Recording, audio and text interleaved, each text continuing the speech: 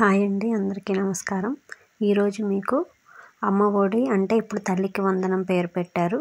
ఈ తల్లికి వందనంకి ఎలా అప్లై చేయాలో చూద్దాం. ముందుగా తల్లికి వందనం అప్లై చేయాలంటే 75% హాజరు ఉంటేనే తల్లికి వందనం. రాష్ట్ర ప్రభుత్వం అందించనున్న తల్లికి వందనం పథకానికి హాజరు నిబంధనలు విధించి బడికి వెళ్లే ప్రతి విద్యార్థికి తల్లికి వందనం కింద 15,000 ఆర్థిక సాయం అందిస్తామని టీడీపీ కూటమి సూపర్ 6లో భాగంగా ఎన్నికల మేనిఫెస్టోలో పొందుపరిచిన విషయం తెలిసిందే. దారిద్ర్య రేఖ దిగువ ఉన్న వారికి ఈ పథకం అమలవుతుందని పాఠశాల విద్యాశాఖ కార్యదర్శి కోన శశిధర్ జీవో 29ను విడుదల చేశారు. 1 నుంచి 12వ తరగతి విద్యార్థుల వరకు ఈ పథకం కింద 15,000 అందిస్తామని పేర్కొన్నారు. ఇది పొందాలంటే విద్యార్థి హాజరు 75% ఉండాలని షరతు విధించారు.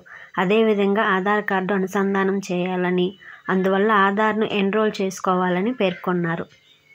బ్యాంకు లేదా post office passbook, passport, ration card, voter card, MGNRGA card, Kisan photo, passbook, driving licence, gazette officer లేదా తహసీల్దార్ ఇచ్చిన గుర్తింపు పత్రం, ఇతర శాఖలు ఇచ్చిన పత్రాలతో ఎన్రోల్ చేసుకోవాలని తెలిపారు.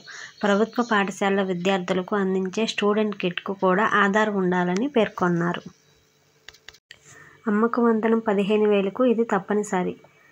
ఏపీ అమ్మకు వందనం స్టూడెంట్ కిట్ పథకాలకు ఆధార్ తప్పనిసరి లేని పక్షంలో ఆధార్ కోసం నమోదు చేసుకొని ఉండాలని విద్యాశాఖ ఉత్తర్వులు జారీ చేసింది.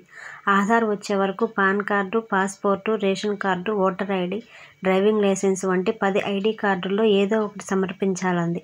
అమ్మకు వందనం కింద విద్యార్థుల సంరక్షకులు 15,000 స్టూడెంట్ కిట్లో బ్యాగ్, దుస్తులు తదితరాలు అందిస్తోంది. అమ్మకు వందనం ఇవి పథకంలో 10 రకాల పత్రాలు ఇవ్వచ్చు. అమ్మకు వందనం పథకంలో వెసులుబాటు.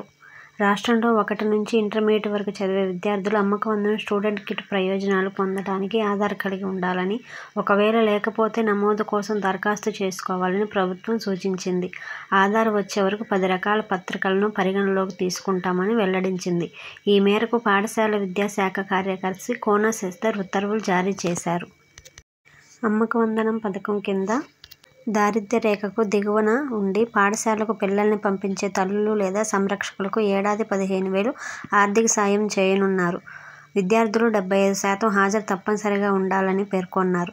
స్టూడెంట్ కిట్ కింద ప్రభుత్వ ఎయిడెడ్ బడుల్లో చదివే విద్యార్థులకు బ్యాగు, 3 జతల ఏకరూప దుస్తులు, బెల్టు, జత బూట్లు, 2 జతల సాక్సులు, పాఠ్యపుస్తకాలు, నోటు పుస్తకాలు, వర్క్ బుక్లు, ఆంగ్ల నిఘంటువు ఇస్తున్నారు.